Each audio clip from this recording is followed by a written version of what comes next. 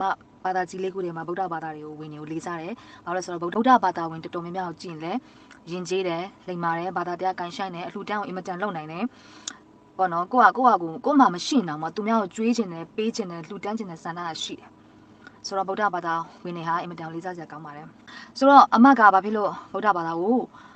တင်ကြားမှုတွေကိုနော်နှစ်သက်ပေမဲ့ဘာဖြစ်လို့အမကဗုဒ္ဓဘာသာလက်မခံတာလဲ။ဗုဒ္ဓဘာသာအမရဲ့ဘာသာဖြစ်မရွေးချယ်ရတာလဲဆိုတော့ကျွန်မတစ်ဖက်ကကြည့်မယ်ပေါ့နော်ဆိုတော့အခုတချို့ကျွန်တော်တို့ပတ်ဝန်းကျင်မှာတွေ့ရပါတယ်တချို့လူတွေမက်ကင်၈ပါးကိုလည်းကျင့်နိုင်တယ်တကယ်ကိုစိတ်ထားကောင်းတယ်ဇဝိတကောင်းတယ်တမအာဇီဝနဲ့အလုပ်လုပ်တယ်နော်ကောင်းမွန်တဲ့အကျင့်တွေကိုအများကြီးကျင့်ဆောင်ပြီးမဲ့သူတို့ဒီတန်တရားဝစ်စင်းရဲကနေမလွတ်နိုင်တော့သူတွေမြောက်များစွာရှိတယ်အခုအမတို့ပတ်ဝန်းကျင်မှာလည်းကျွန်တော်တို့တွေ့ရတယ်သူတို့တွေဘလောက်ပဲကောင်းအောင်နေဘလောက်ပဲအကျင့်စာရိတ္တကောင်းဘလောက်ပဲလူတွေကိုကူညီတချို့တွေဒီတန်တရားဝစ်စင်းရဲကနေမလွတ်ဘဲနဲ့အသက်ရှင်နေတဲ့အချိန်မှာတော့မှဒုက္ခတွေခံစားရတာတွေရှိတယ်ကောင်းတဲ့အရာလူတွေကိုကူညီပေးနေတယ်လုပ်ပေးနေပေမဲ့လည်းသူတို့ကောင်းတဲ့အကျိုးတွေမခံစားရဘူးเนาะလက်တွေ့မှာကြည့်တဲ့အခါမှာလေလူကောင်းတွေပဲအမြဲတမ်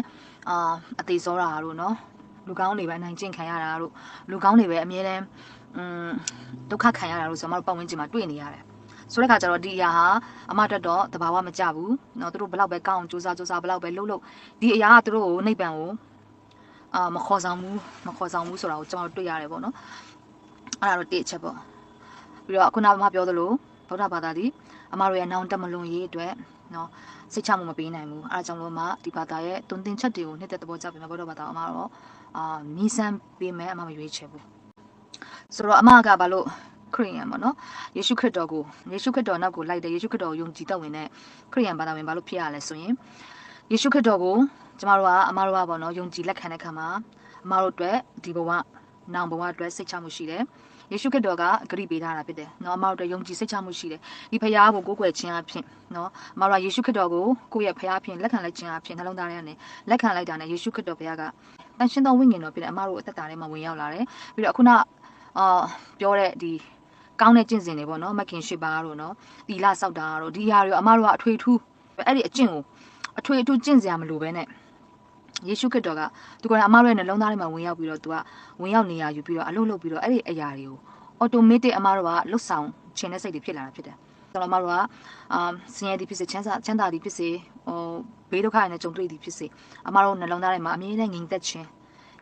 းရှိတယ်စိတ်ငြိမ်းချမ်းမှုရှိတယ်ယေရှုခရစ်တော်ကိုမှန်ကန်စွာယုံကြည်တော်သူလက်ခံတော်သူကဒီလောကစည်းစိမ်တွေကိုမှာတာယာချင်းပျော်မွေ့ခြင်းမရှိဘဲနဲ့ကိုယ့်အခြေအနေအပြင်အခြေအနေကဘလို့ပဲဖြစ်နေပါစေမတို့နှလုံးသားထဲမှာငြိမ်သက်ခြင်းရှိတယ်ပြီးနောက်တစ်ခုကျတော့နောက်စိတ်ချမှုတစ်ခုယေရှုခရစ်တော်ပေးတာပါလဲဆိုရင်အမတို့တည်သွားတယ်နော်ကိုမတို့အသက်တည်သွားတဲ့ခါမှာလဲအမတို့ဝိညာဉ်ဆိုတာရှိတယ်ဆိုတော့လူတစ်ယောက်ဟာအသက်ဆုံးသွားပြီဆိုရင်သူ့ရဲ့ဝိညာဉ်ဟာသွားဖို့လမ်းမရှိတယ်နော်ဝိညာဉ်ကဘာသာတိုင်းမှာသင်ပေးတဲ့အတိုင်းမှာငရဲနဲ့ကောင်းကင်ကိုဒီနလမ်းမှာသွားရမယ်ဆိုတော့အမတို့ကယေရှုခရစ်တော်ကိုမိမိကတင်ပိုင်ရှင်ပဲလက်ခံလိုက်တယ်အမတို့ဝိညာဉ်ဟာကောင်းကင်ကိုရောက်မှာဖြစ်တယ်ဆိုတဲ့ခါကျတော့ဒီစိတ်ချမှုပေါ့ဒီယုံကြည်စိတ်ချမှုနှစ်ခုကိုခရစ်ယာန်ဘာသာပေးတယ်ပြီးတော့ဒီအရာကိုအမကကိုယ်တိုင်လည်းခံစားရတယ်ယေရှုခရစ်တော်ကိုကိုယ့်ရဲ့ဖခင်ပြင်ယုံကြည်လက်ခံပြီးတဲ့နောက်ပိုင်းမှာအမရဲ့ဘဝမှာပြောင်းလဲသွားတဲ့အရာတွေမြောက်များစွာရှိတယ်ပြီးတော့ဖခင်စီကနေတော့ကိုယ့်ရဲ့တကယ်ကို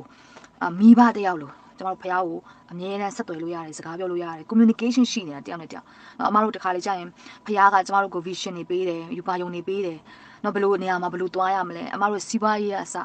လူမှုရေးအစားဖခင်နဲ့တိုင်ပင်ပြီးသွားတဲ့ခါမှာအမတို့ဘဝမှာလည်းငြိမ်းချမ်းလာတယ်